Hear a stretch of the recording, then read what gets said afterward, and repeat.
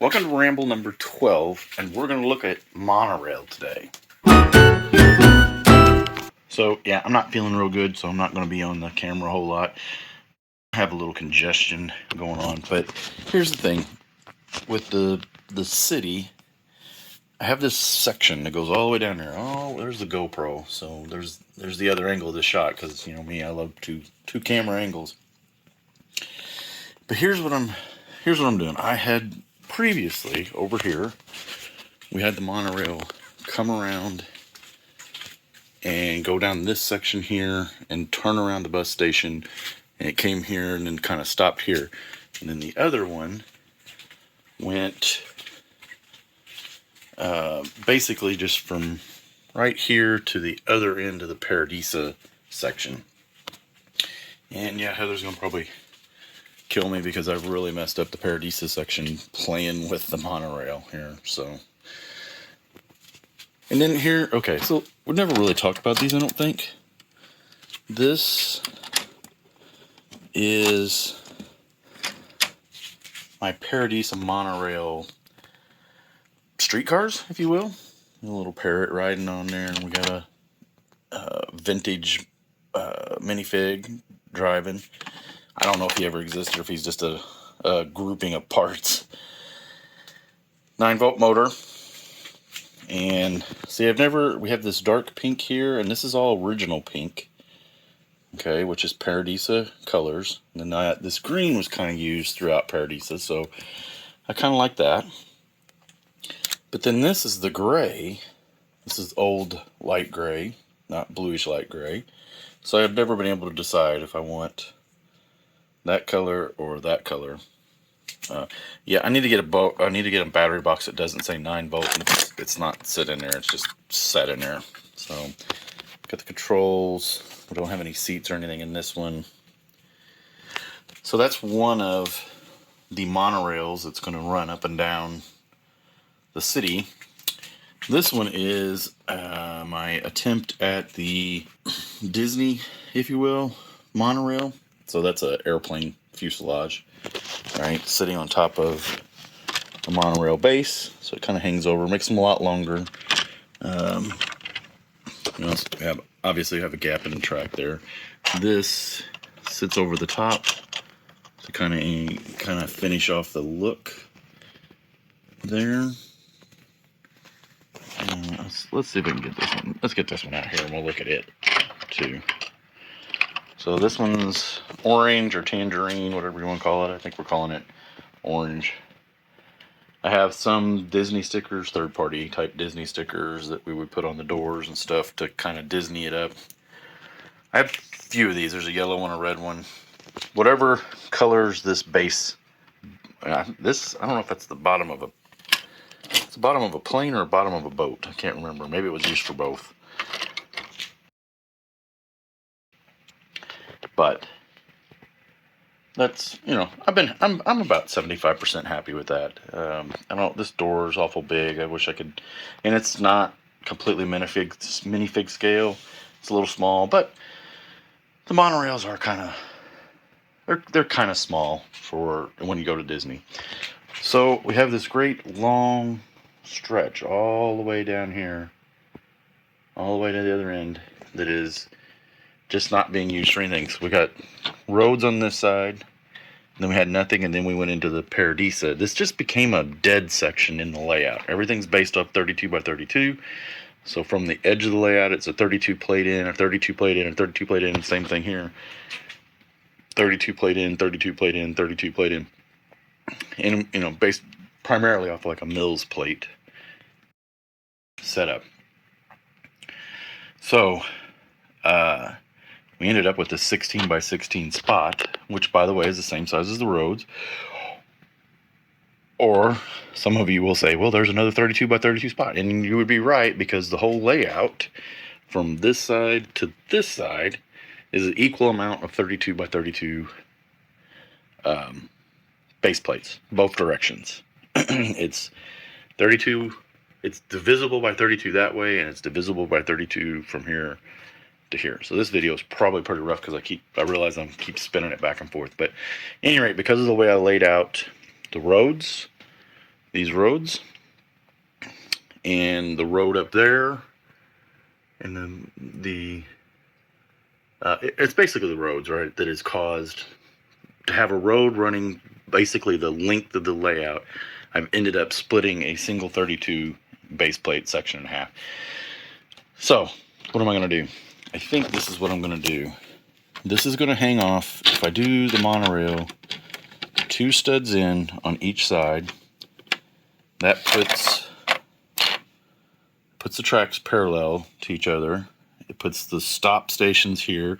This goes over into this 32 section, so it's off this 16 plate, which is okay because I don't know what's going to go here, and I'll just build around it. It does get me off the road here now, or gets me off the plate into the road. So I think I'm just going to be clever and put some orange cones around it. Maybe a construction zone.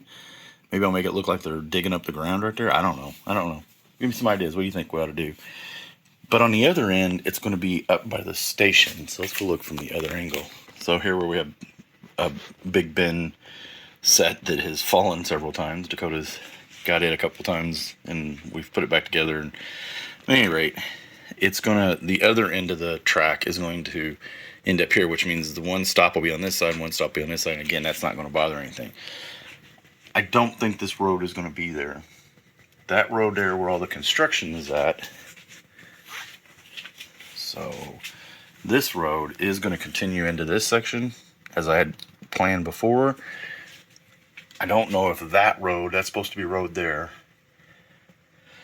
There's not really a place to bring it here unless I move some of these buildings around, which is possible. I don't know if there's room to bring that road over, or if I'm going to make that road stop at that spot right there. Technically, you're supposed to be able to get into the back of the bus station with the street. So, I don't know what I'm going to do there. And if you notice here, all these buildings, I don't know if we're going to get it to focus or not, but all these buildings are right on the edge.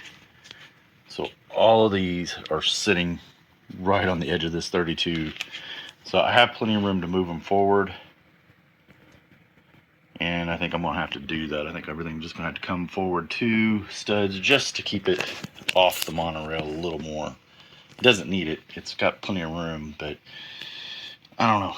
It just doesn't, it seems a little too close to me. So the other angle here would be down here, and that would be this section here where Dakota's got a race car and a little house he's built. That would be the back side of these modulars, and you know, there's room for 3 more modular buildings there, or 32 by 32 base plates, which makes another road right here. I know it's hard to tell, but 32 road right there, and then it goes into my mock L&N station. This building is going to come out because I just cannot get a place for it to fit. Dakota doesn't want me to take it off because he likes playing with it. We've already lost a few things, so I've told him to be chill on that set. It's expensive. But this building here is also not 32 by 32 dimension, so that's why there's an offset there, whatever. So anyway, it fits funny into the layout. So I may have picked up more than one yellow handcart. So yeah, that's my current plans. I think I'm going to keep the GoPro running. We're probably about 8-9 minutes into this video, and those are my plans. As you can see, I've already started. I've already pulled the curve up, and I've started manipulating. Well, you can't see unless I started manipulating this end of it, so it's all disconnected in between here and there. Like I said, I'll probably leave the GoPro up while I'm working on it. Maybe do a little speed build. Maybe, I don't know. Maybe that'll be a members behind the scenes video of me messing with this. So I don't think it'll be great content because I'm going to be thinking, and me trying to do videos at the same time just doesn't work.